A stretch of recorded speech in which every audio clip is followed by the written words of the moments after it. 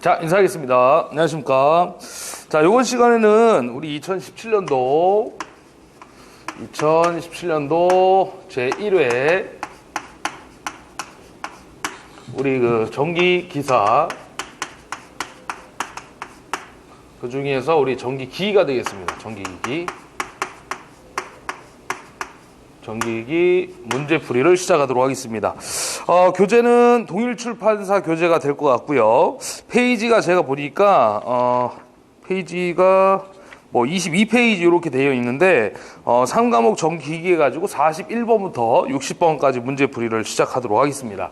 자, 일단 41번 문제를 보시게 되면 그림 같은 회로에서 전원전압에 실효치를 200V 줬고요. 점호각을 30A 줬고 출력전압을 물어봤는데 요거는 이제 우리 정유기 쪽의 문제가 되겠죠. 그래서 우리 SCR을 이용해 가지고 이제 그 징유전압을 제하는 형태라고 보시면 되겠습니다. 그래서 출력전압인데 일단은 단상 반파와 전파가 있는데 어떤 파형인지를 그림을 보고 일단 찾아내시기 바랍니다. 그래서 오른쪽에 보시면 이제 보기 옆에 이제 그림이 나와 있는데 왼쪽에 입력 부분에 들어가는 선이 두 가닥이기 때문에 단상이라고 보시면 될 것 같고요. 단상.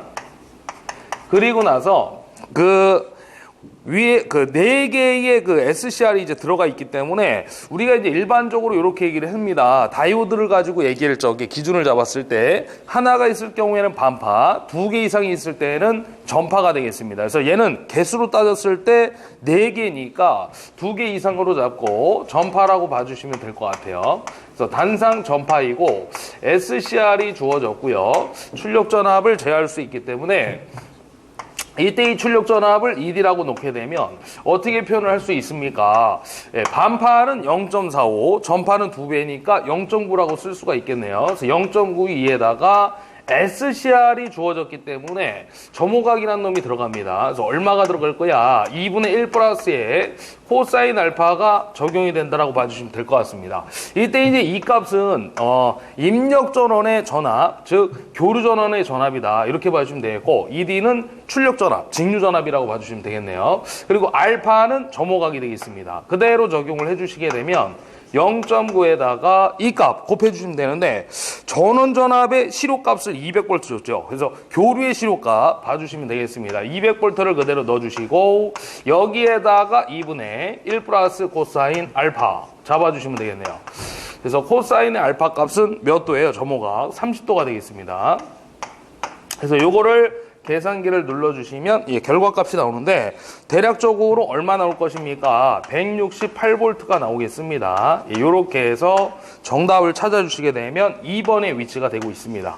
정답은 2번이었고요. 그리고 나서 이제 그 다음에 42번 문제 들어가도록 하겠습니다. 42번 문제는 분권 발전기 회전 방향을 반대로 했을 때 일어나는 현상을 물어봤는데 역시 뭐 전통적으로 계속해서 출제가 되는 문제인데 분권 발전기는 직권, 그 다음에 분권, 회전 방향을 반대로 했을 때 두 가지 형태의 문제가 있다고 봐주시면 돼요. 그래서 우리 이제 타여자하고 자여자가 있는데 타여자는 외부로부터 전원을 공급받아서 회전하는 발전기다. 이렇게 봐주시면 되겠고 그 다음에 그 자여자 발전기는 자기 자신 스스로 자속을 만들어서 기전력을 발생시킨다. 회전을 한다. 이렇게 봐주시면 될 것 같아요. 그러면 분권 발전기 회전 방향을 반대로 했을 때 일어나는 현상을 물어봤으니까 분권은 자여자 형태니까 자여자니까 외부 영향을 받지 않는다라고 생각을 해주시면 되고요. 타여자는 외부로부터 전압을 공급받아서 회전하기 때문에 자속을 만들고 회전하기 때문에 얘는 외부 영향을 받는다. 이렇게 생각을 하면 좀 간단하게 해결이 될 것 같습니다. 그래서 지금은 분권이든 직권이든 타여자가 아니니까 자여자니까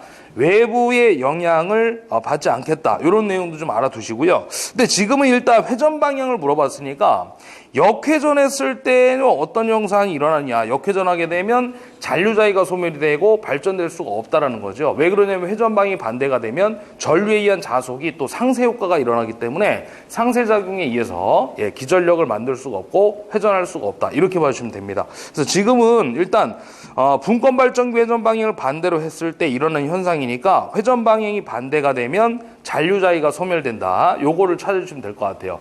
제가 아까 좀 전에 이제 타여자하고 자여자 얘기를 잠깐 해드렸는데 타여자는 외부 영향을 받고 자여자는 외부 영향을 받지 않습니다. 그래서 외부 전원의 극성을 반대로 했을 때 회전 방향이 바뀌냐 안 바뀌냐 이렇게 물어보는 문제도 있기 때문에 제가 이제 추가 설명을 해드린 거고요. 그래서 자여자인 경우에는 직권 분권 회전 방향이 변하지가 않습니다. 그래서 지금 문제는 이제 회전 방향이 반대가 됐을 때 어떤 현상이 일어나냐를 물어본 거니까 자속의 방향이 반대가 되면서 잔류자위가 소멸되고 발전될 수가 없다. 이렇게 답을 찾아주시면 될 것 같아요.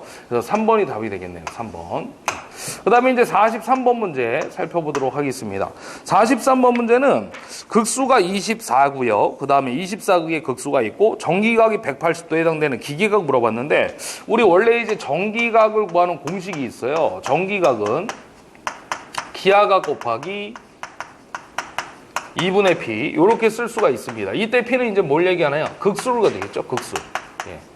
근데 이 기하각이라는 것은 말 그대로 이제 기계각이라고 보시면 되는데 기계각은 한 바퀴 회전하면 360도라고 봐주시면 되는데 이 정기각은 극수에 따라서 각도가 달라진다라고 봐주시면 됩니다. 그래서 공식 형태는 이렇게 잡아주시면 되고요. 지금 물어본 거는 기계각을 물어봤으니까 기계각, 기하각. 자, 기계각으로 쓸게요. 기계각은 어떻게 됩니까? 이항을 하게 되면 P분의 2에다가 정기각을 곱해주시면 되겠네요.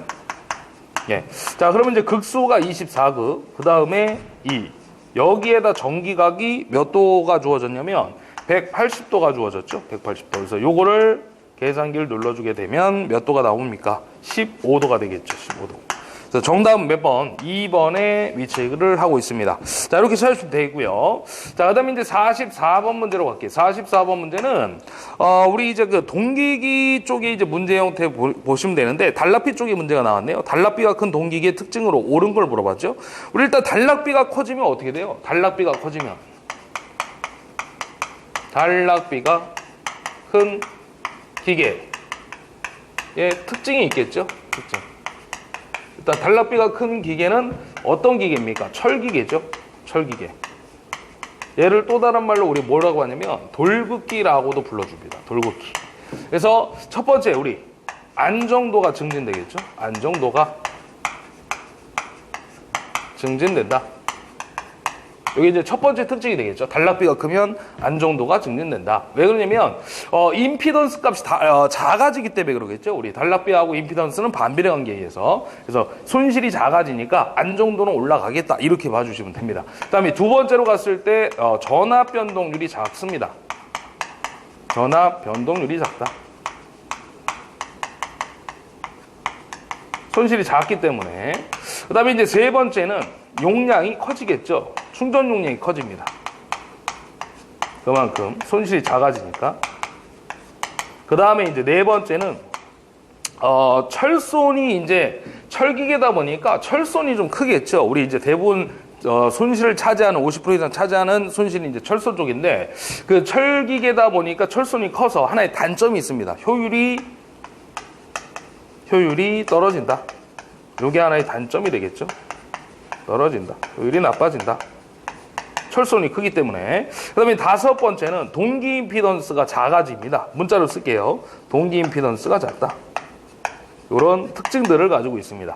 자, 그러면 지금 문제 조건에서 옳은 걸 물어봤기 때문에 자, 안정도가 떨어진다. 안정도가 올라간다고 그랬죠. 그 다음에 전압 변동률이 작아진다라고 해야 되는데 크다라고 했기 때문에 틀렸고요. 그 다음에 충전 용량이 크다고 했다. 용량이 커진다. 요 얘기가 되겠습니다. 그래서 정답은 3번이 되겠네요. 3번. 이렇게 찾으시면 되겠습니다. 자, 그 다음에 45번을 봐주시게 되면 45번 문제는요.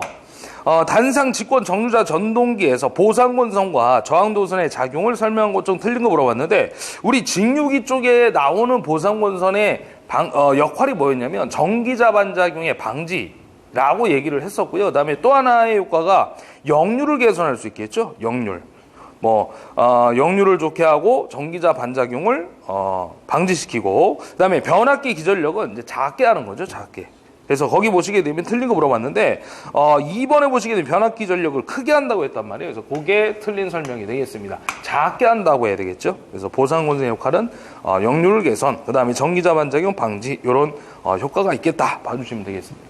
그 다음에 이제 46번을 볼게요. 46번 보시게 되면 5kV짜리가 있고요. 변압기 파트에 문제가 출제가 됐네요. 용량이 5kV짜리 주어졌고 3200V 변압기의 단락 시험에서 임피던스 전압이 주어졌고요. 동선이 주어졌어요. 우리 퍼센트 저항강을 물어봤는데 우리 퍼센트 저항강화는요. 문자로 우리가 퍼센트 R 또는 우리가 뭐라고 쓰냐면 P라고 쓰거든요. 이렇게 P. 요걸 갖다 우리가 저항 강화율이라고 얘기합니다. 저항 강화율. 요렇게 우리가 표현을 하겠죠. 그래서 이 저항 강화율은 공식이 두 가지가 있어요. 두 가지. 첫 번째 공식이 뭐냐면 1차를 기준 잡았을 때 1차 전격 전압 분의 1차 전격 전류에다가 저항을 곱해주는 거죠. 이렇게. 그걸 100번율로 표현한 걸 저항 강화율이라고 표현을 합니다. 그래서 1차 전격 전압을 100으로 기준 잡았을 때 전격 전류 인가시 저항에서 발생되는 손실률을 따지는 게 저항 강화율이다. 이렇게 봐주시면 됩니다. 그 다음에 여기에다가요. 분모 분자의 똑같은 전격 전류를 곱하게 되면 또 하나의 결론식이 나오는데 뭐가 나오냐면 PM분의 PC라는 공식이 또 하나 나옵니다. 여기 누구냐면 변압기 용량이 되겠죠. 변압기 용량. 그 다음에 요 위에 있는 놈이 누구냐면 우리가 동손이라고 합니다. 동손. 우리 동손의 크기가 얼마예요? I제곱의 R이라고 했잖아요. 그래서 동손을 갖다 우리가 또 뭐라고 하냐면 임피던스 와트라고도 부르죠. 임피던스 와트. 그래서 임피던스 전압을 걸었을 때의 입력을 또 우리가 뭐라고 하느냐? 임피던스 와트라고 불러줍니다. 그래서 우리가 이렇게 이제 표현을 하는데 지금 문제에서 보시게 되면 전압하고 전류하고 저항이 주어지면 이걸로 푸시면 되는데 변압기 용량하고 동선이 주어지면 이 오른쪽에 있는 공식을 가지고 저항 강화율을 계산해 주시면 되는 거예요. 우리 저항 강화율은 공식이 이렇게 두 가지밖에 없습니다. 그 다음에 이제 또 하나 나오는 게 이제 전압 강화율 파트에서 나오는 얘기들인데 또 하나가 누구 있었냐면 리액턴스 강화율이 있는데 리액턴스 강화율은 이 위치에 X1만 잡아주시면 되겠고요.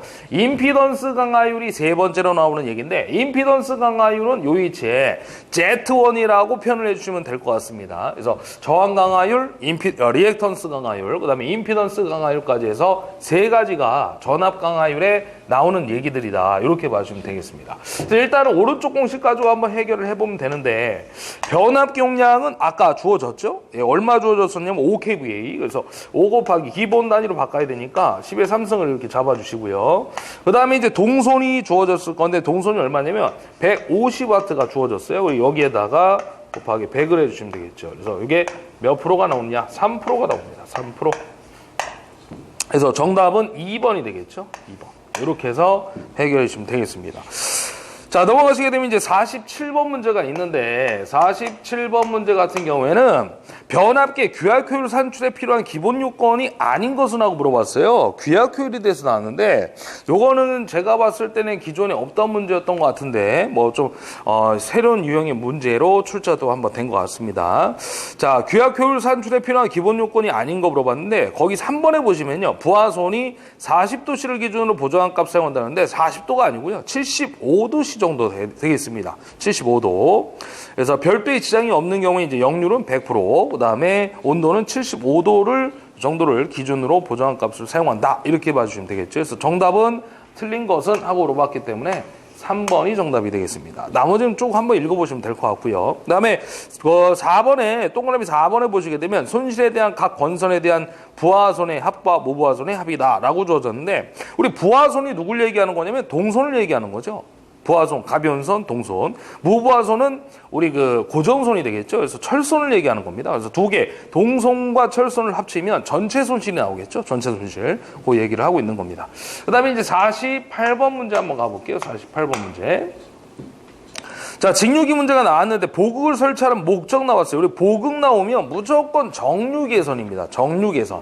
우리 AC를 DC로 바꿔줄 때, 우리 교류를 직류로, 불꽃 없는 정류를 만들기 위해서 우리 정류를 하기 위해서 우리가 보극을 설치한다. 이렇게 여러분들이 알아두시면 되겠죠. 그래서 전압 정리의 역할, 뭐 보극, 그 다음에 저항 정리의 역할, 탄소 브러쉬 이런 내용들도 뭐 우리 내용에서 다 설명을 해드렸고요.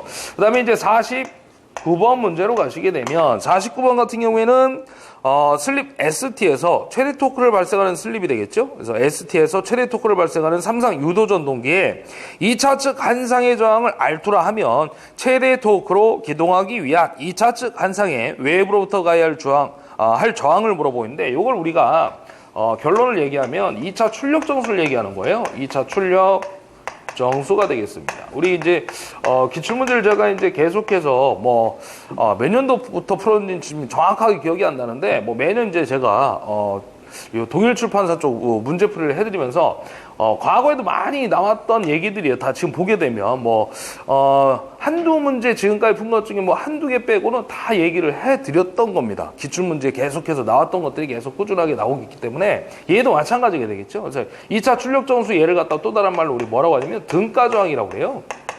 유도기 문제인데 이렇게 표현을 합니다. 그래서 전동기가 삼성유도 전동기가 정지해 있을 때는 나타나지 않는 저항이 있는데 회전하면서 또 하나의 저항이 발생되는 거죠. 회전을 하면서 그 우리 2차 출력 정수 등가 저항이라고 얘기합니다. 그래서 R 값은 공식이 어떻게 되냐면 R2에다가 S분의 1에 마이너스 1. 요게 이제 결론인데 이런 문제가 있죠. 슬립을 4% 줬을 때 등가 저항은 2차 저항에 대해서 몇 프로가 됩니까? 4% 주면 24배가 되겠고요. 5%를 주게 되면 몇 배가 됩니까? 19배가 되겠죠. 그런 문제들이 있었고요. 기본 문제 형태로. 근데 이걸 변형하게 되면 요 1이 S분의 S로 표현할 수 있잖아요. 그러면 이걸 다시 한번 정리하게 되면 R2에다가 S로 묶을게요. 밑에를. 그러면 1-S 요렇게도 표현이 가능하겠죠. 요걸 S분의 S로 만들면. 그죠? 그래서 결론식이 요렇게 나옵니다. 이렇게. 요걸 찾아주시면 돼요. 그래서 S분의 1-S에다가 R2 곱한 값. 그래서 정답 찾으면 몇 번? 1번이 되겠죠. 1번. 이렇게 해서 해결을 해주시는 문제 되겠습니다. 자, 그 다음에 이제 50번 이쪽에 오른쪽으로 넘어와서 해결을 해보면 50번은 이제 변압기 문제가 나왔는데 전압 변동기를 물어봤죠. 아주 간단한 문제가 또 시험에 1회 때 출제가 됐던 것 같습니다. 2차 무부하 시의 전압이 240V고요. 2차의 단자 전압이 230V래요. 그럼 전압 변동기를 물어봤는데 우리 변압기에서 나오는 전압 변동률 공식은 두 가지가 있습니다. 두 가지가. 그래서 첫 번째가 누가 있냐면 일단은 요거 공식 가지고 우리가 지금 풀어야 되는데 50번 문제에서 V2n 분의 우리 V2제로 마이너스 V2n 곱하기 100이라는 공식이 있겠고요. 그 다음에 또 하나의 또 다른 공식이 뭐가 있냐? P 코사인 세타. 그렇죠? 플러스 마이너스 Q의 사인 세타라는 공식도 있습니다. 이렇게 두 가지가 있겠죠. 그래서 이 P는 이름이 뭐였냐면 저항강화율이라고 읽었던 거고요. 아까 우리 저항강화율 46번에서 문제 해결해 봤죠. 그래서 P의 이름이 저항강화율. 요 Q의 이름이 바로 누구냐면 리액턴스 강화율이 되겠죠. 리액턴스 강화율. 그 다음에 이제 플러스가 들어갈 때는 언제였어요? 지역률일 때 우리. 그렇죠? 지역률일 때. 그 다음에 마이너스 보호가 들어갈 때는 앞선 역률, 진역률일 때 우리가 마이너스로 전압 변동률을 계산해 주면 된다 했던 겁니다. 그 다음에 이제 기본적으로 이런 것도 있죠. 역률 0.8이면 사인은 0.6. 얘가 0.6이면 0.8. 1이면 0, 0이면 1. 이런 내용들이 되겠습니다. 이런 문제도 있죠. 역률이 1일 때, 100%일 때 전압 변동률은 누구와 같습니까? 그러면 저항 강화율과 같다. 이런 문제도 있습니다. 왜 그러냐? 역률이 1이면 사인은 0이기 때문에 Q 곱하기 0은 제로가 돼버리죠. 그래서 결론은 P 곱하기 1이니까 P만 남겠다. 이런 얘기가 되겠습니다. 자, 요거 이제 적용해서 풀게 되면 V2n이 얼마예요? 2차 무부하 전압을 갖다가 얼마 주냐면 2차 전격 전압이 230V를 줬고요. 그 다음에 2차 무부하 전압이 얼마냐면 240V를 줬고요. 다시 2차의 전격 전압이니까 230V를 줬기 때문에 곱하기 100을 했을 때 계산값은 4.35%가 정답이 되겠습니다. 이 문제도 역시 우리 과거에서부터 지금까지 현재까지 계속해서 숫자 안 바뀌고 나오는 문제 중에 하나가 요 문제, 50번 문제가 되겠네요. 4.35% 문제. 그래서 정답은 1번이 되겠습니다. 전통적인 문제가 또 한번 출제가 됐습니다. 자, 그 다음에 넘어가서 이제 51번부터 한번 가볼 건데, 자, 51번 문제에는 뭐가 나왔냐면 분포계수가 나왔네요. 역시 우리 기기 같은 경우에는 직류기부터 해가지고 챕터 구성이 5개 또는 6개 장밖에 안 되기 때문에 골고루 파트에서 또 중복적으로 직류기에서 몇 문항, 그다음에 동기기에서 몇 문항, 변압기에서 몇 문항, 유도기에서 몇 문항, 정류기, 교류 정류장기 파트에서 면문항 이렇게 이제 골고루 챕터 구성이 짧기 때문에 골고루 출제가 되고 있는 것 같습니다. 역시 뭐 51번 같은 문제들도 제가 이제 기출문제 풀이를 해드리면서 많은 얘기를 해드렸는데 이 단절권 계수하고 분포권 계수가 나오면 무조건 0.9로 시작하는 게 이제 답이라고 했는데 지금 문제에서는 보기의 답이 다 0.9로 시작하기 때문에 찍을 수는 없지만 요 문제들이 우리 또 잘 나온다고 제가 말씀을 드렸거든요. 분포권 계수 특히. 그래서 요거를 한번 계산을 한번 해보도록 할게요. 자, 4극의 삼상동기가 48개의 슬롯을 가지고 있고요. 구멍수가 48개랍니다. 분포권 계수를 물어보고 있습니다. 그럼 분포권 계수를 물어보게 되면 우리 공식이 있는데 공식이 어떻게 이러면 이렇게 들어가겠죠. 사이판이 들어갑니다. 분포는 나눠서 갚는 거니까 사이판이 위에 한번 아래에 한번 이렇게 들어간다 했던 거고요. 그 다음에 여기 이제 상수 m이 들어가지겠죠. 상수 m. 그 다음에 우리 q라는 여행사가 들어간다 그랬어요. 이렇게. 그죠? 그래서 많이 했던 내용 되겠습니다. 그래서 우리 이 계산 문제 나오면 무조건 분자 값은 얼마냐면 2분의 1이죠. 왜 2분의 1이라고 그랬죠? 우리가 이 m이란 놈이 상수인데 상수가 무조건 동기기는 3상 y결선 형태로 돼 있다고 그랬잖아요. 그래서 3을 집어넣게 되면 6분의 파이니까 파이는 얼마예요? 180이잖아요. 그래서 6분의 파이니까 30도가 되고 사인 30도는 결국엔 얼마? 2분의 1이 남겠죠. 자, 그다음에 이제 매극매상당 슬로스를 잡아봐야 되는데 Q 값을 갖다가 구해야 됩니다. 안 줬기 때문에. 그래서 매극매상당 슬로스는 어떻게 구합니까? 매극매상당이니까 PM분의 S 슬로스니까 이렇게 해서 표현한다고 그랬죠. 매극매상당 슬로스. 그래서 PM분의 S. 이 P는 극수고요. M은 상수, S는 슬로스, 구멍수가 되겠습니다. 자, 그러면 극수가 몇 극짜리예요? 4극이고요. 그 다음에 상수가 3상이니까 무조건 3상 Y결선 아닙니까? 동기기는. 3을 넣어주고 슬로스 구멍수가 48개입니다. 그럼 요거 얼마예요? 12분의 48이니까 4가 나오겠네요. 4. 그렇죠? 자, 그럼 여기다 이제 집어넣으시면 되는 거야. 4 사인 몇 분의 파이가 될까요? 여기가 3. 상수가 3. 그 다음에 매극매상당 슬로스가 한 상당 슬로스가 되겠죠? 4니까 12에다가 2를 곱하니까 24분의 파이가 나오겠네. 24분의 파이. 그래서 요거를 정리하시게 되면 얼마 나오냐면요. 번분수를 적용했을 때 요거는 각도니까 두시고요. 숫자는 숫자끼리 들어갑니다. 8 사인 요거를 누르게 되면 7.5가 나와요. 180을 24로 나누면 7.5도가 나옵니다. 분의 1이 되겠죠. 이렇게. 그래서 1 나누기 8 사인 7.5를 눌러주시면 됩니다. 계산기 1 나누기 8 사인 7.5 그러면 0.957이 나옵니다. 이것도 사실은요. 이것도 전통적인 문제예요. 예전부터 숫자 안 바뀌고 나오는 문제 중에 하나가 바로 또 요겁니다. 그래서 요거 정답 몇 번이냐면 3번 되겠네요. 3번. 자, 그 다음에 이제 52번 갑니다. 52번은 그냥 답으로 외우셔도 되는데 요거 우리 기출문제 보시면 딱 한 문제밖에 없어요. 거기에 제가 밑줄만 그어드리면서 쉽게 암기만 하시면 된다고 말씀드리는 이유는 여러분들이 솔직히 제 이 동영상을 보시는 분들이요, 이게 과연 내용 정리가 돼서 보시는 분들도 있겠지만 내용 정리가 어느 정도 안 된 상태에서 기초반을 이런 부분들을 안 들으신 상태에서 그냥 문제풀이 설명만 듣고 가시는 분도 있을 것 같아요. 그러면 이 사실 52번 같은 문제는요, 그냥 답만 찍고 가시면 된다는 거죠. 거기 보시면 뭐 설명 자세하게 돼 있는데 읽어도요, 솔직히 말씀드리면 뭔 얘기인지 모릅니다. 그렇죠? 그럴 때는 어떻게 하면 돼? 그냥 믿고 답만 보고 가는 겁니다. 답만. 왜냐면 얘가 한 문제밖에 없습니다. 기출문제 보시게 되면 여태까지 나왔던 문제 중에 딱 한 문제밖에 없다는 얘기야. 그래서 제가 뭐 17년 말고도 작년, 16년, 뭐 재작년 15년도 계속 문제를 풀고 있는데 제가 딱 이렇게 해서 한 문제 나오는 것들은 찍어가지고 답만 보고 가시라고 말씀드리겠습니다.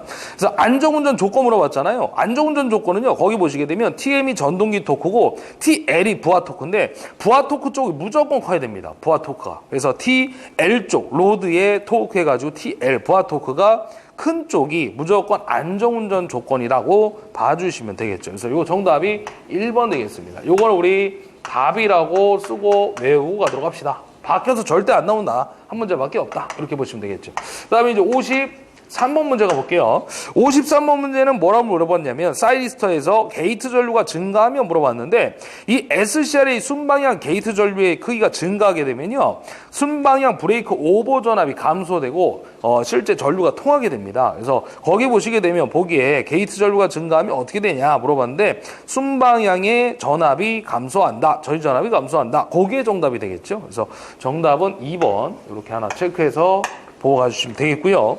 자, 넘어갑니다. 54번. 자, 54번 같은 경우에도 계속해서 예전부터 전통적으로 나오는 문제가 되겠습니다. 일반적인 농형 유도 전동기에 비하여 이중 농형 유도 전동기의 특징을 옳은 거 물어보는데 우리 이렇게 생각하시면 돼요. 간단하게 말씀드리면 이중이 보완을 한 거 아니겠습니까? 예? 보통 우리 농형 유도 전동기보다 이중 농형이라는 것은 보완을 했겠죠. 그러면 우리 단점을 커버했다고 보시면 되는 거야. 그러면 기동 전류는 클수록 좋습니까? 작을수록 좋습니다. 기동 전류는 작을수록 좋은 거고요. 우리가 정지된 상태에서 출발하려고 할 때 힘, 즉 토크는 클수록 좋겠죠. 그래서 기동 전류는 작고 기동 토크는 커야 된다. 보완한 거기 때문에 그렇게 단순하게 답을 찾아주시면 되겠죠. 그래서 정답은 4번이 되겠습니다. 그래서 거기다가 기동 토크가 크다 옆에다가 또 하나 적어주시면 이것까지 좀 적어주세요. 기동 전류도 같이 좀 알고 가시는 게 좋습니다. 기동 전류는 작다. 이 내용도 옆에다 좀 써가지고 같이 보고 가시면 좋을 것 같습니다. 두 가지의 특징만 가지고 가시면 돼요. 이중농형 유도전동기의 특징이라고 봐주시면 됩니다. 기동 전류는 작고 기동 토크는 크다. 자, 그 다음에 이제 55번으로 갑니다. 55번 문제도요. 이거 뭐 아주 간단한 문제가 이제 출제됐는데 이럴 때 60Hz 3상 8극 및 2극의 유도전동기를 차동 종속으로 접속하여 운전할 때 무브와 속도를 물어봤어요. 우리 종속법이 있어요. 속도 제어법 보시게 되면 제가 뭐 다 쓰게 되면 뭐 또 시간이 시간이 좀 많이 걸릴 텐데 우리 유도전동기 보시게 되면 3상 유도전동기의 종류가 두 가지 있죠.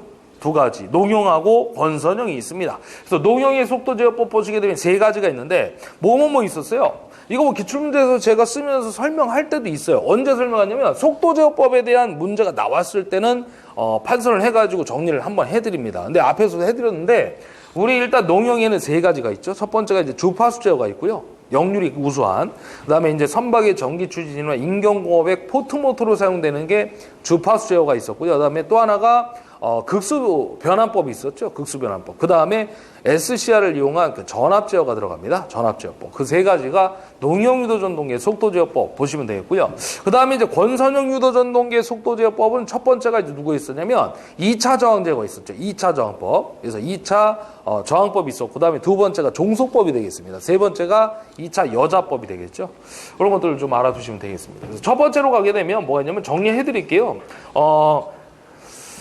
첫 번째가 뭐냐면 직렬 종속이 있습니다. 직렬 종속. 직렬 종속. 그 다음에 두 번째가 누가 있냐면 병렬 종속이 있죠. 병렬. 그 다음에 세 번째가 바로 지금 문제 해결해야 된 55번에서 나온 차동 종속이 있습니다. 그래서 우리가 이제 공식을 쓰게 되면요. 두 대의 전동기의 극수를 이용해 속도를 제어하는 방법인데 직렬은 직결시켰으니까 극수 두 개를 갖다 이렇게 더해 주시면 되는 거예요. 이렇게 들어갑니다. 그 다음 병렬일 때는 직렬이 2배입니다. 2배. P1 플러스 P2분의 120. F에다가 여기다 몇 배? 그렇죠. 2배 해주시면 되고요. 차동 종속일 때는 빼기가 들어가겠죠. P1 마이너스 P2분의 120의 F가 되겠습니다. 이렇게 정리가 됩니다. 이렇게. 자, 그러면 이제 차동이니까 세 번째 지금 판서한 내용에 대해서 대입을 해서 해결해 주시면 되겠죠. 자, 그럼 극수 두 개를 줬을 건데 하나 8극 줬고 2극 줬으니까 8-2가 될 거고요. 120에다가 주파수를 몇 Hz 줬냐면 60Hz 줬네요. 그래서 이거 계산하면 1200 RPM 나옵니다. 1200 RPM 이렇게 해야 되겠습니다. 그래서 정답 몇 번이냐면 4번이 되겠네요. 4번. 예, 이렇게 해결해 주시면 되고요. 그 다음에 이제 56번 한번 볼까요? 자, 56번 보시게 되면 원통형 회전자. 예, 그게 중요한 내용이 되어 있고요. 우리 이제 원통 회전자를 다른 말로 비돌극기라고 얘기하죠. 우리 바로 그 비돌극기는 원통형, 예, 돌극기는 비원통형 이렇게 얘기합니다. 돌극기 이제 철극기라고 또 얘기를 하고요. 그래서 돌극기, 철극기 같은 표현입니다. 그 다음에 비돌극기는 비철극기. 그래서 돌출이 안일 빗자를 썼기 때문에 돌출이 안 돼 있는 원통용 회전자다 이렇게 얘기합니다. 그래서 돌극기는 수차 발전기가 되는 거고요. 용도로 얘기하면 비돌극기는 터빈 발전기라고 보시면 됩니다. 자, 그럼 이제 부하가 델타가 몇 도가 될 때 최대 출력을 낼 수 있냐 물어봤는데 우리 원통용 회전자 비돌극형은요. 제가 요거를 알려드릴게요. 우리 앞에서 또 기초문제 했을 텐데 비돌극형의 한상당 출력 공식이 있죠. 한상당 출력. 이 공식을 보게 되면 왜 이 델타가 90도가 될 때 최대 출력이 되는지를 알 수 있습니다. 이 한상당 출력 공식도 여러분들 알아두셔야 돼요. 시험에 우리 출제가 되죠. 그래서 xx분의 2v 사인 델타 이렇게 들어갑니다. 그래서 얘는 기본 단위가 킬로와트이기 때문에 10의 마이너스 3승을 잡아주셔야 되는 거고요. 그래서 단위가 킬로와트로 나올 거고 만약에 얘가 동기발전기를 아까도 말씀드렸지만 우리 3상이라고 그랬잖아요. 그래서 3상당 출력을 물으면 여기다 몇 배? 3배를 해줘야 됩니다. 3배. 자, 그럼 요 델타가 부하각이 될 건데 요 델타가 몇 도가 돼 얘가 최대 출력이 나오냐 이거죠. 맥시멈. 출력이 나오느냐. 그러면 사인 90도가 1이니까 최대 출력이 되는 거죠. 그래서 델타가 몇 도? 그렇죠. 90도가 될 때 최대 출력이 된다. 이렇게 알아두시면 됩니다. 참고로 우리 돌극기는요. 우리 철극형이 되겠죠. 철극기. 철극기는 델타가 몇 도? 그렇죠. 60도가 될 때 최대 출력이 된다는 것도 알아두시기 바랍니다. 자, 지금은 90도 비돌극형이니까 90도가 답이 되겠습니다. 정답 몇 번? 4번이 되겠네요. 4번. 자, 이렇게 풀어주시고요. 그 다음에 이제 57번 보시게 되면 균합선을 붙이는 발전기 물어봤는데 우리 이거 했던 거잖아요. 매번. 이것도 뭐 많이 정리를 하면서 문제에서 정리해가지고 풀었던 문제 중에 하나가 되겠습니다. 우리 균합선의 역할이 뭐였냐면 병렬 운전을 안정하게 운전하기 위해서 설치하는 것이 바로 균합선, 균합한, 균합모선이라고 얘기했던 거죠. 그래서 병렬 운전을 할 적에 기전력에 어떤 차가 발생하면 내부의 기전력 차가 발생하면 순환전류가 흐르기 때문에 그 순환전류를 막아주기 위해서 우리가 병렬 형태로 균합선을 잡아주는 거죠. 직권발전기 2대를 병렬 운전할 때, 복권발전기 2대가 병렬 운전할 때 순환전류를 잡아주기 위해서 균합선을 설치하겠다 했던 겁니다. 그래서 우리 칙칙폭폭이라고 암기하기 위해서 우리가 외웠던 거 칙칙폭폭 그대로 적용하면 직권과 복권 3번의 답이 되겠습니다. 자, 그 다음에 이제 58번을 한번 볼게요. 58번. 변압기 절연 내력 시험 방법이 아닌 거 물어봤는데 우리 절연 내력 시험에는 3가지가 있었죠. 뭐뭐 있었어요? 다 전압하고 관련돼 있다고 그랬는데 첫 번째 유도 시험이 있었죠. 그 다음에 가압 시험이 있었죠. 그 다음에 일단 접지 충격 전압 시험이 있었습니다. 유도 시험, 가압 시험, 충격 전압 시험, 일단 접지 충격 전압 시험. 그래서 정답은 3번에 있는 무부하 시험 되겠죠. 이 무부하 시험 뭐예요? 2차 측을 단락하고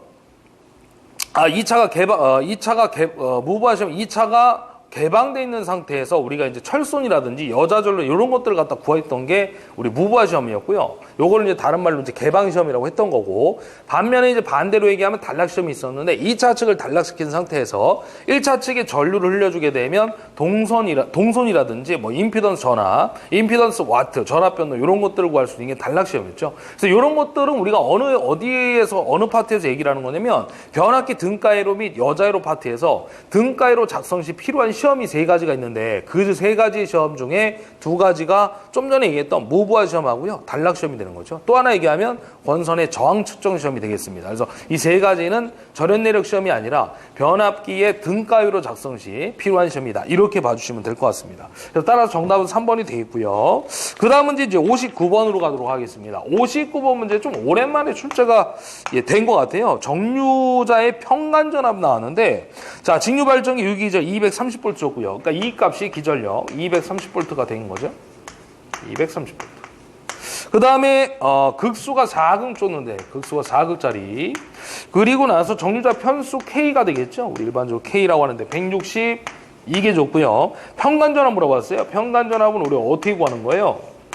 K분의 PE 이렇게 구하는 거죠. 그죠? 전체의 기전력을 갖다가 개수로 나누면 사이사이 편과 편 사이에 전압을 구할 수가 있고요. 근데 그 편간전압의 기전력 값은 전체의 기전력 값은 극수의 영향을 받을 수밖에 없습니다. 그래서 2극이면 2극만큼에 대한 기전력, 4극이면 4극만큼에 대한 기전력이 만들어지니까 극수가 몇 극짜리인지를 모르니까 문자로 P값을 적용하고 있다. 이렇게 봐주시면 되겠습니다. 자, 그러면 이제 정유자 편수가 162개, 그 다음에 극수가 4극이고요. 그 다음에 기전력이 230V가 되겠습니다. 그래서 요거 눌러주게 되면 값이 나오겠네요. 그래서 5.68V 정도가 나옵니다. 그래서 정답은 1번이 되겠죠. 1번. 자, 그 다음에 이제 60번 볼게요. 자, 60번은 요 밑에 해서 마무리를 짓도록 하겠습니다. 자, 동기발전기 단자 부근에서 단락이 일어났다고 하면 단락전은 어떻게 되느냐. 우리 단락전은요, 그림으로 제가 그려드릴게요. 간단하게 그리면 이런 형태로 그림이 나오죠. 정상적인 전류가 이렇게 해서 흘러오다가요, 여 지점에서 만약에 단락사고가 일어났다. 동기발전기 3상 단락사고가 발생했다 그러면 당연히 임피던스 값이 작아지기 때문에 전류값은 올라갈 수밖에 없습니다. 그래서 단락전류가 올라가고요. 점차적으로 리액턴스, 누설 리액턴스 이런 것들을 이용해 가지고 전류값을 정상값으로 만들어주게 됩니다. 그래서 이 그림을 갖다 간단하게 얘기하면 단락된 시점에서 어떤 일이 벌어집니까? 처음에는 됐다 큰 전류가 흘러다가 점차적으로 감소가 된다. 이렇게 잡아주시면 되겠죠. 리액턴스를 이용해서 전류값이 감소한다. 잡아주시면 됩니다. 그래서 단락전은 어떻게 됩니까? 물어봤으니까 처음에는 큰 전류가 흐르다가 점차로 감소한다. 그래서 정답 3번이 되겠습니다. 뭐 과거에서부터 뭐 계속해서 출제가 됐던 문제고요. 잘 출제가 과거에 좀 됐었는데 근래 와서는 잘 안 나왔었는데 1회 때 또 출제가 오랜만에 또 된 것 같습니다. 자, 여기까지 해가지고 1회 문제, 1회 전기기사 문제 기기 20문항을 풀어드렸고요. 잠깐 쉬었다가 2회 문제 풀이하도록 하겠습니다. 예, 수고하셨습니다.